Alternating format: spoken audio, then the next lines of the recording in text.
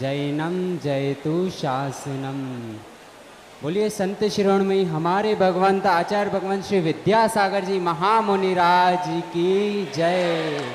मम दीक्षा प्रदाता निर्यापक श्रमण आचार्य श्री सुधा सागर जी महामुनिराज की जय। मेरे पास कहने को ज़्यादा कुछ है तो नहीं ना, मैं कोई तैयारी करके आया हूँ, लेकिन यहाँ पे हमारे जो मेरे वरिष्ठ भैया जी विवेक भैया जी है, जिन्होंने अभी आपको बोधि दुर्लभ भावना के बारे में बताया था, जिसमें कैसे एक जीव निगोद से लेकर दुर्लभता पूर्वक अपनी आगे आगे पर्याय को प्राप्त करता है, और उसमें अति दुर्लभ जिसको बताया है कि रत्नत्रय की प्राप्ति। ऐसे कुछ गिने चुने जीव हमारे बीच में विराजमान है जिन्हें आज रत्नत्रय की प्राप्ति होने वाली है। अब पंचम काल में केवल ज्ञान तो संभव है नहीं, और ना ही मोक्ष संभव है, नहीं तो मोक्ष और केवल ज्ञान और अति दुर्लभ था।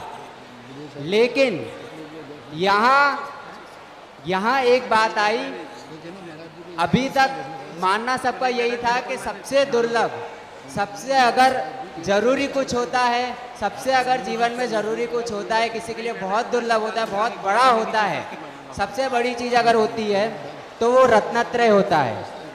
लेकिन आचार्य भगवंत श्री समंतभद्र स्वामी महाराज का जो कहानी आती है, जिसमें गुरु की आज्ञा पूर्वक उन्होंने अपनी दीक्षा तक को छेद दिया, यहाँ पर पूरा चिंतन पलट जाता है।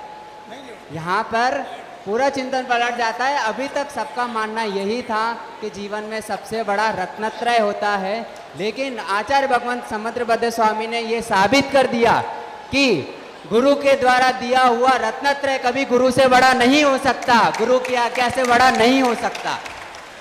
गुरु की आज्ञा पूर्वक उन्होंने अपना रत्नत्रय भी गुरु को समर्पित कर दिया। गुरु ने जो आज्ञा दी उसका पालन किया।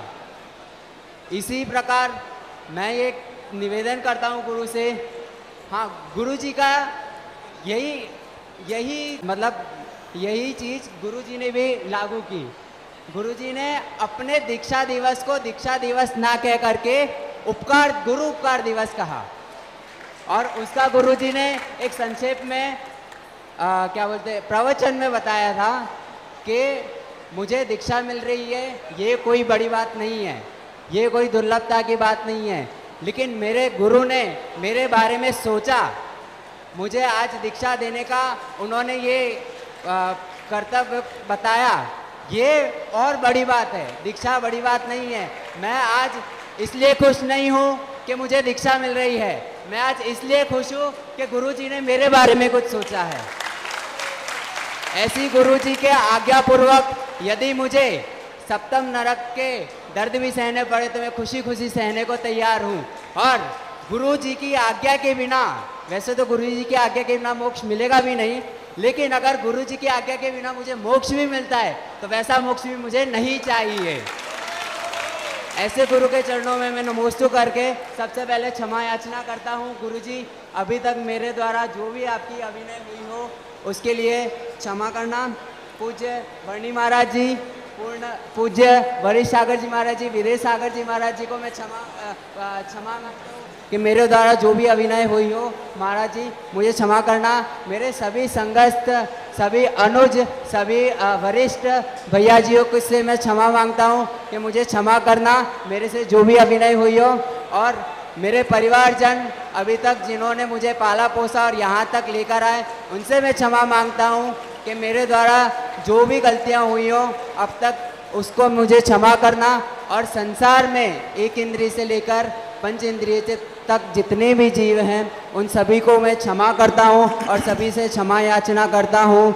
खम्मामि सर्व जीवाणाम सर्वे जीवा खमन्तु मे। हे गुरुवर, मुझे जैनेश्वरी दीक्षा प्रदान करके कृतज्ञ कर। आया दीक्षाओं का महोत्सव, चलो सब सुधा सागर जी के द्वार। आया दीक्षाओं का महोत्सव, चलो सब सुधा सागर दरबार।